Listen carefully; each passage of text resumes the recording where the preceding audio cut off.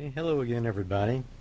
Uh, Hopefully you saw my previous video where I read several poems and mentioned about a common backstory to all those poems, and mentioned that I had one final poem that I was saving for this particular video.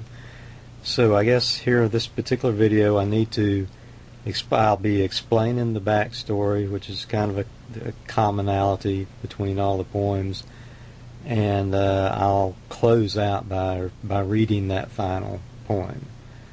You know, I've seen quite a few videos on YouTube where people talk about, talk about their depression, and a lot of these videos, people are putting that out there lots of times as maybe their final video or their farewell video, but that's not what this video is about. Not exactly anyway, because I've never really been a depressed person. Just overall, I'm a happy person, and generally speaking, I've had about as many ups and downs as most people, pretty much on an even keel majority of the time, except the period of time when let me go back before the period of time where I wrote these poems. I've always had quite a bit of musculoskeletal pain, way back then, and as well, which continues to this day. When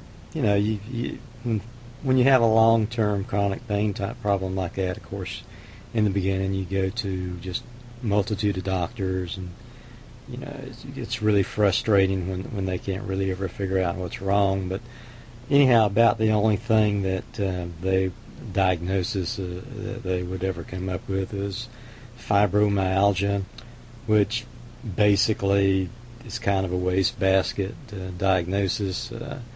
I think they kind of just label something fibromyalgia, musculoskeletal pain.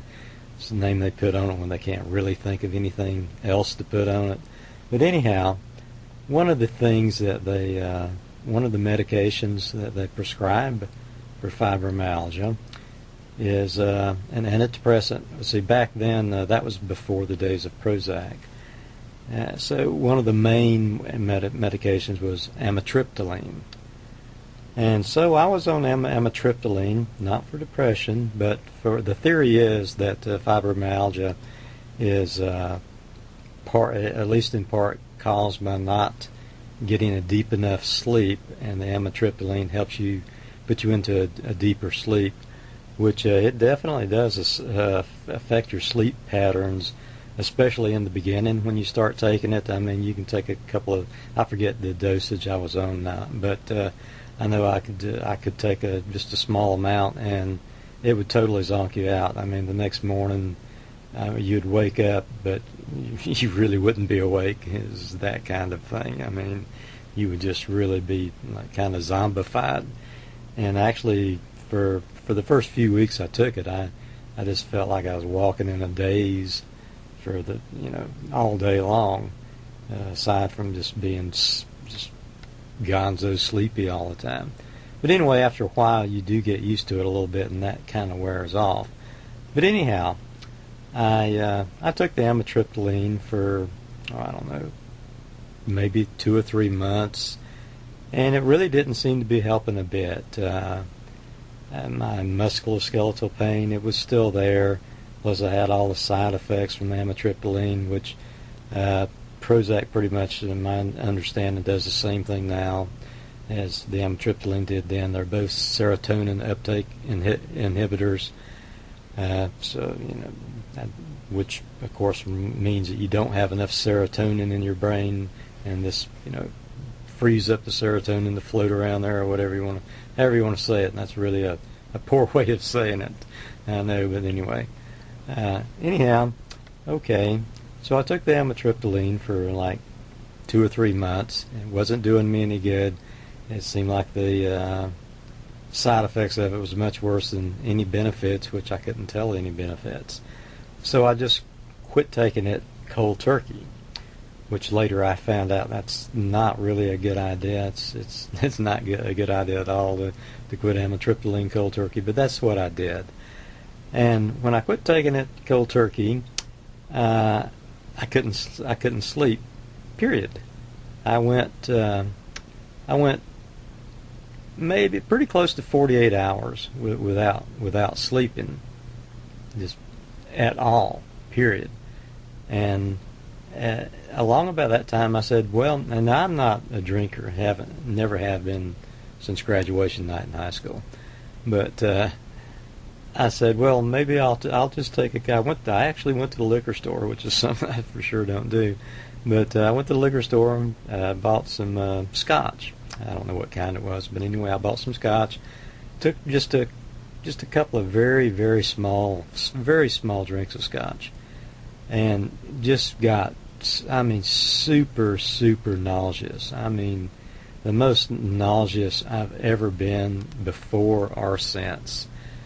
And I actually wound up a few hours into that nausea. I mean, I was exhausted, 48 hours without sleep, and now I was nauseous. So I went to the emergency room for, at that time, it was the first time in my life that I had ever gone to the emergency room, for myself. I've since gone one extra time with a broken shoulder. But anyhow, at that time, it was the first time I'd ever gone to the emergency room.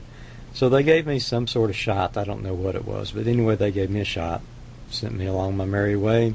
So I come back home, and ever what the shot was, it did help me go to sleep. So I slept 5 or 6 hours maybe and woke up.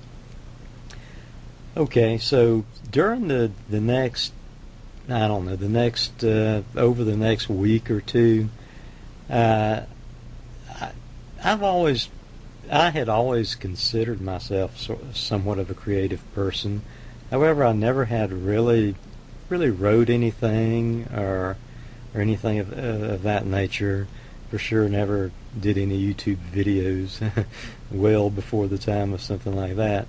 But even though I had always considered myself somewhat creative, like I say, I never had really wrote anything.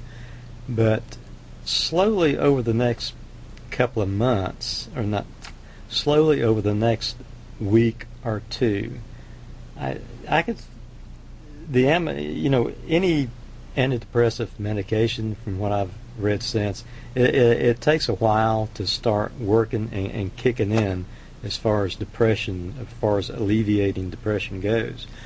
But I hadn't, I couldn't tell any difference, but, prior to going to the emergency room there, about my mental state of mind. But in the week or two after that, I started getting more creative. I mean, I could watch something, commercial on TV, and just, I could think of like 20 different ways that commercial could be better. And I could even, my brain felt different. It was like a little, it's really hard to explain, but I could feel like a little electrical charges just going through it. And it was just weird. And also, I kind of lost a lot of my appetite. And during this 2-month period of time, I actually lost 20 pounds. And as far as the sleep goes, I started sleeping only 3 to 4 hours a night. But the thing is, I had so much energy. Even with that 3 or 4 hours of sleep a night, I had more energy during the day than what usually I would have on 8 hours of sleep at night.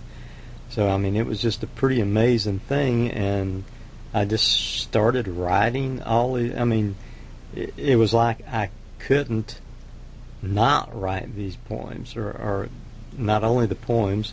I wrote this whole flock of poems here, and I wrote 3 or 4 short stories. I started on a novel. I got like 100 pages written on this novel. And so my story, I don't know if anyone out there that's watching this has ever read the novel Flowers for Algernon, but that's what this is to me. It's not a, like I say, a depression story like a lot of other people's stories they tell on YouTube. It's a Flowers for Algernon story. Anyway, Flowers for Algernon is written by, I think it's James Keyes. They wound up making a movie of it called Charlie, starring Cliff Robertson. But in it, there's this mentally retarded guy, and he's unable to beat a rat named Algernon in a maze, and they do an operation on his brain, and he becomes just super duper smart for, I forget, I don't really know how long a period of time, but he becomes super duper smart. And then all of a sudden, this operation just wears off on him, and he just gradually reverts back to his pre-operation condition. And that's pretty much my story here for this 2-month period of time.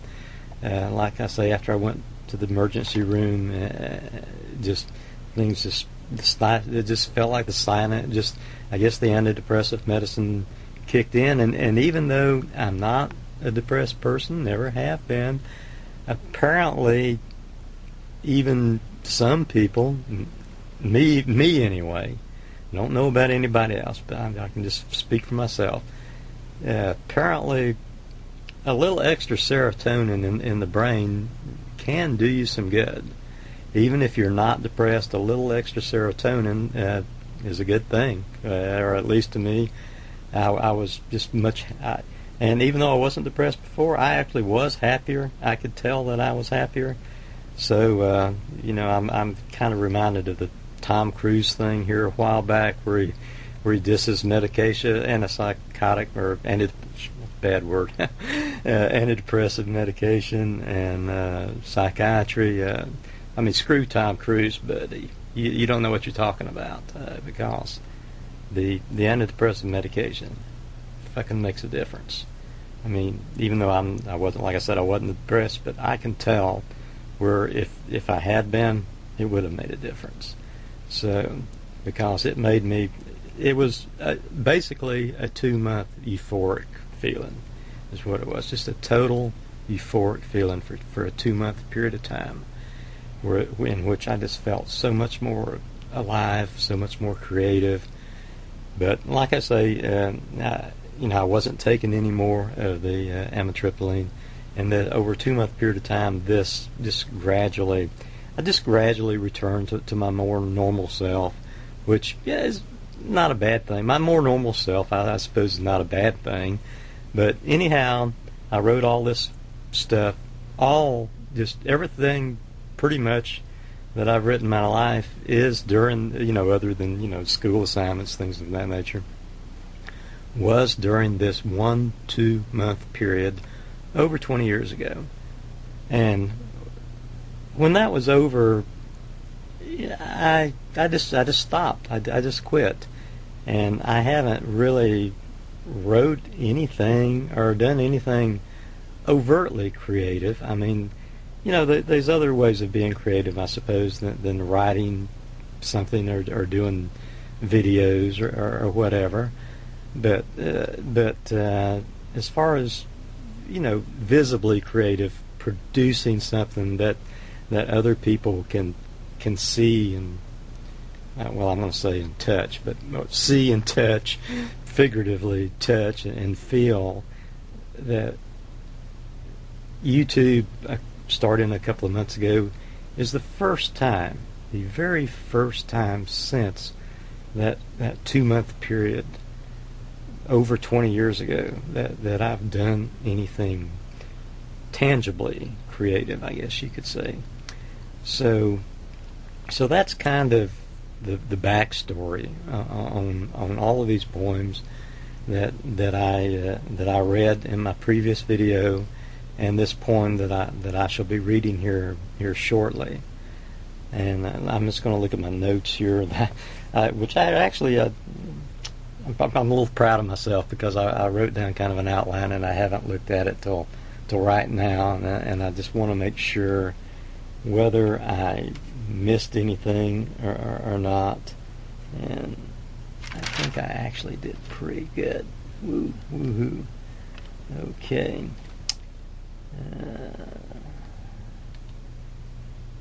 But anyhow, that just didn't leave that much. That 2 month period over 20 years ago was just an extremely important period in my life, and it's an experience that I wouldn't trade absolutely for the world. And I've thought in times since then, well, maybe it would be kind of neat to try a little. Like I say, I just want to stress that I'm not a depressed person or anything, but I've thought that maybe it would be kind of cool to try a little Prozac or something for a while and see if I could get this recapture this 20-year ago 2 month period. But I've just decided against it. That really you shouldn't be using a drug in that manner. If I was a depressed person, it would be different. It would be okay, but to try to to regain this feel. I mean, after all, I was getting on 3 hours of sleep a night, and I lost 20 pounds.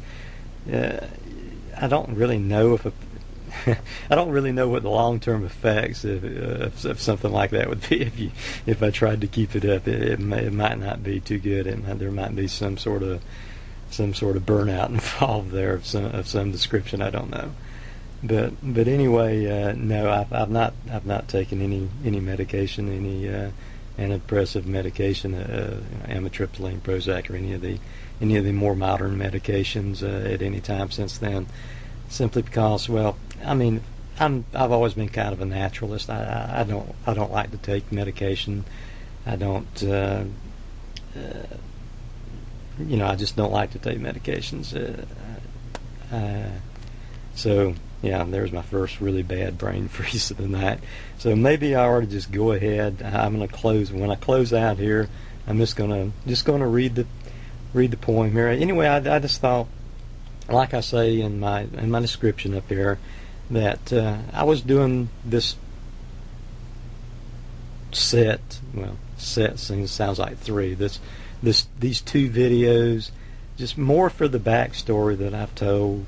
Well, not at least as much, if not more, for the backstory of them, because it was just to me personally kind of a unique experience in my life that I haven't really heard anybody else heard of anyone else having an experience quite of the same nature. I mean, you hear of people who have depression, take medication, get better, but I never have really heard people talk about any of the creative aspects of it. I know when you read up on such things as depression or creativity, I mean, it seems to be a pretty much of a consensus that there is somewhat of a link between creativity and depression, and when you read any scientific reasoning or anything like that. But I do, again, I hate to keep stressing it, but I'm a happy person, and I'm more drawn to other people who are happy people. I think one of the main people I've seen on YouTube who talks about that they're a happy person is Sadie Dammit, and Sadie, I don't know if you she's not a subscriber of mine or anything, so she probably won't ever see this, but yeah, I'm glad you're a happy person, Sadie, and I do love your videos. So okay, let me go ahead and then I'm just going to close out my reading the poem here. Okay, this, by the way, actually was the last poem that I've ever wrote in my life. A little over 20 years ago, last poem I ever wrote. Okay, The name of it, and I don't know if I'll write another one. I actually think I could now that, but before I started on YouTube, I really wasn't sure. I really wasn't totally sure that I had much left in me from a creative standpoint. But I don't. Maybe you guys out there can be the judge, but I think I've done some pretty decent stuff so far, and I most definitely hope to do some more. So it's not like what it used to be. I can't for that 2 months. I can't watch a commercial on TV and just 20 ideas just almost simultaneously come into my head about how I could make it better. I wish it was like that. I wish I was naturally like that. It's more like if I think about it long enough, and really bore into it on 10 different commercials. Maybe on, I'm just using commercials as an example.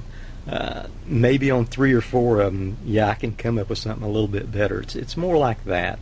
It's not like it used to be, but hey, I'll take what I can get. So here goes. Here's my poem, last poem I ever wrote, called Lost Creativity. Mouth's a little dry. I need some water, but I don't have any nearby, so I'm just going to go ahead and finish this on out. Lost creativity. I used to have it, but it's with me no more. It was nice while it stayed, but it left and slammed the door. I miss it so very much. Without it, I am lost. I want it back. I care not the cost. I gave it no reason to leave. It never even said goodbye. Was it something I said or thought? All I can do is ask myself why. I very well remember what it was like. It was invisible, yet it occupied a space. It was so very special to me, and in my heart and brain now lies an empty place. Its absence makes this poem difficult to write.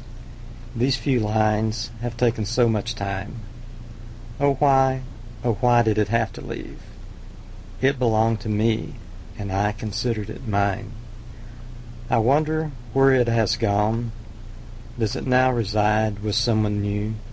If so, then won't you please give it back? After all, it was me from which it grew. Or is it up there, floating amongst the stars, drifting along and biding its time? Please come back, I say to you. Come back, and all will be fine. I hear it laughing behind my back, or is it to the front or to the side? If it sounds like it's everywhere, then how so good can it hide? And so I give it yet another chance. I close my eyes and clear my head.